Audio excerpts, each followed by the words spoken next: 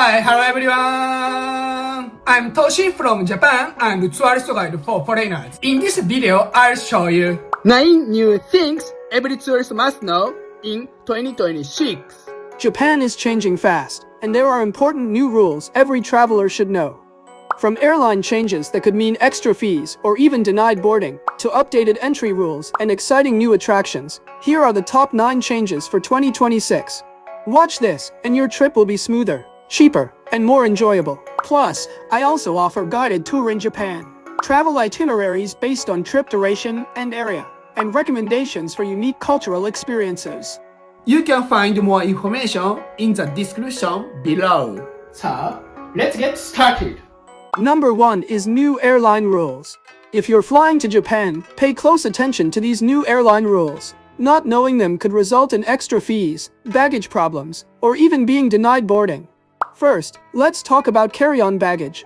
Currently, ANA allows one carry-on bag that fits in the overhead bin, plus one personal item that can be stored under the seat in front of you. However, for flights departing on or after July 1st, 2026, ANA will introduce a new size limit for personal items. They must be no larger than 40 by 30 by 20 centimeters. In the past, slightly larger items were often accepted, but enforcement is expected to become much stricter. The combined weight limit for your carry-on bag and personal item will remain 10 kilograms. Next, checked baggage. Starting May 19, 2026, ANA is changing its free baggage allowance. The new standard size limit will be 158 centimeters in total dimensions, and free baggage will be limited to 2 bags in economy class and 3 bags in premium class. Before you fly, make sure your bags meet the new rules. Number 2 is Japan's visa update. If you're planning a trip to Japan, here's an important update. Starting in July 2026, Japan increased its visa application fees for the first time in nearly 50 years. A single entry visa now costs 15,000 yen, up from 3,000 yen, while a multiple entry visa has increased from 6,000 yen to 30,000 yen. What's surprising is that Japan hadn't changed its visa fees since 1978. For decades, Japan had some of the lowest visa fees among the G7 countries. With this increase, the fees are now much closer to the levels charged by other G7 nations. But don't worry, Japan still has a visa waiver program. Citizens of 74 countries and regions, including the United States, Australia, and South Korea, can still visit Japan for short-term tourism without a visa. Just keep in mind that the length of stay and entry requirements depend on your nationality. Before you travel, always check the latest information on the official Japanese government website. Number 3 is new customs rule. Japan is moving toward a fully digital customs system. Until now, even if you didn't use Visit Japan Web, you could simply fill out a paper customs declaration after arriving in Japan. But that's going to change. The Japanese government has officially announced that paper customs declaration forms will be phased out by 2030. Instead, travelers will need to submit their customs declaration online before arriving. You'll enter your name, address, passport information, and other details online, then receive a QR code by email to show at customs. Although this change is still a few years away, I recommend using Visit Japan Web starting now. As I explained in another video, it gives you access to dedicated immigration and customs lanes, helping you get through the airport much faster. In a separate video, I also explain exactly how to use Visit Japan Web and the common mistakes to avoid. Be sure to watch it before your trip and enjoy a smooth arrival in Japan. If you would like a personal guide in Japan or need recommendations for travel plans and cultural experiences, Please contact me from the link in the description section. Number 4 is new Mount Fuji restrictions. If visiting Mount Fuji is on your Japan bucket list, make sure you know the latest rules before you go. As Japan's highest mountain and a UNESCO World Heritage Site, Mount Fuji attracts visitors from around the world every year. However, due to over-tourism and safety concerns, several new regulations have been introduced for climbers. The official climbing schedule for this year has now been announced, along with 4 important rules that every climber should know. The 2026 climbing season runs from early July through September 10th. Depending on the trail, the opening date may be July 1st or July 10th, so be sure to check your specific route before making plans. Now let's look at the 4 key regulations. First, climbers can only enter the mountain between 3 a.m. and 2 p.m. for safety reasons. However, this restriction does not apply if you have a reservation at a mountain hut. Second, the popular Yoshida Trail has a daily limit of 4,000 climbers. Third, all trails now require an entrance fee of 4,000 yen per person. And fourth, advance reservations are required. The Yoshida Trail uses its own official reservation system, while the other trails can be booked through Fuji Navi. Check the latest rules before you climb and enjoy your Mount Fuji adventure.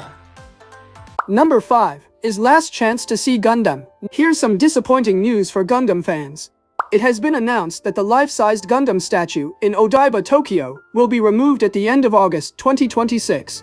At this time, there has been no announcement about whether it will be relocated or replaced with a new Gundam, so its future remains uncertain. If the statue is removed as planned, only one life-sized Gundam will remain in Japan.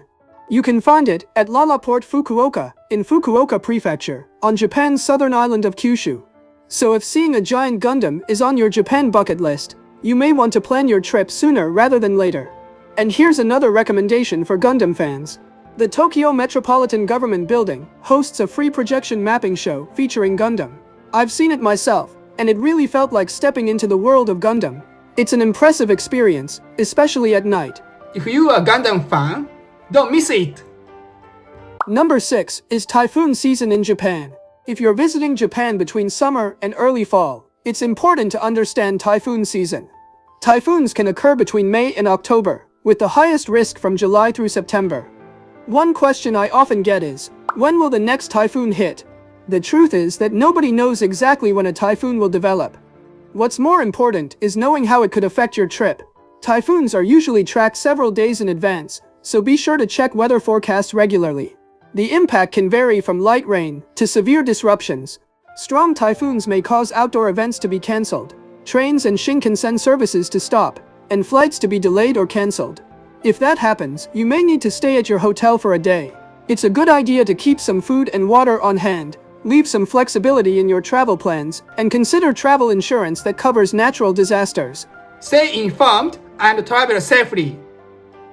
Number 7 is Summer Travel Alert. If you're visiting Japan between July and September, there are 3 things you should be prepared for.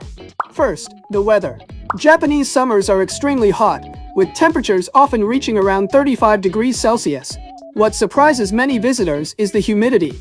Even a short walk or a day of sightseeing can feel much more exhausting than expected. Second, the crowds. As I mentioned in a previous video, mid-August is the peak of Japan's summer vacation season. Families and students travel across the country, making popular attractions, airports, and Shinkansen trains much busier than usual. Third, the prices. Airfares and hotel rates are often at their highest during the Obon holiday period. In some cases, the same hotel can cost significantly more than it would during other times of the year. That said, summer is also one of the most exciting seasons to visit Japan, with spectacular fireworks festivals, traditional summer events, and beautiful beach destinations across the country.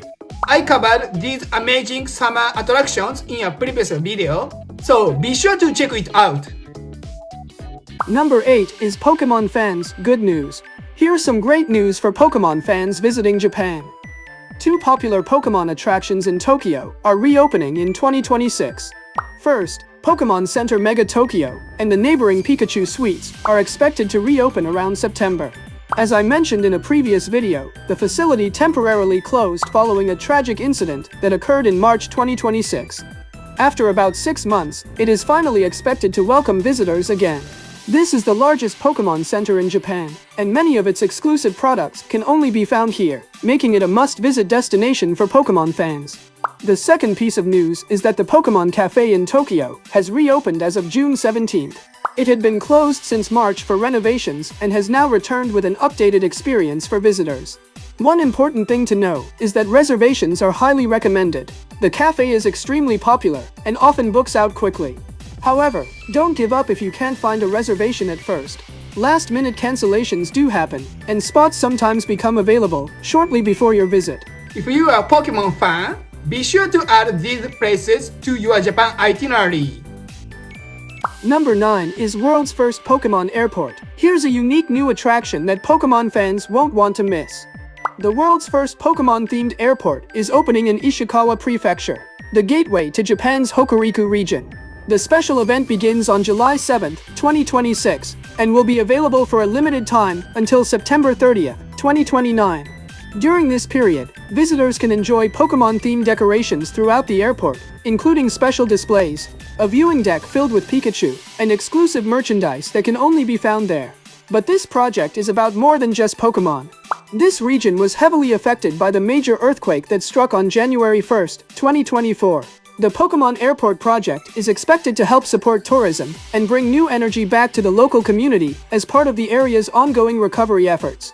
Whether you're a Pokémon fan or simply looking to explore a different side of Japan, this could be a great reason to visit Ishikawa. How was today's video? Don't forget to subscribe to my channel and like button. See you in my next video. Bye!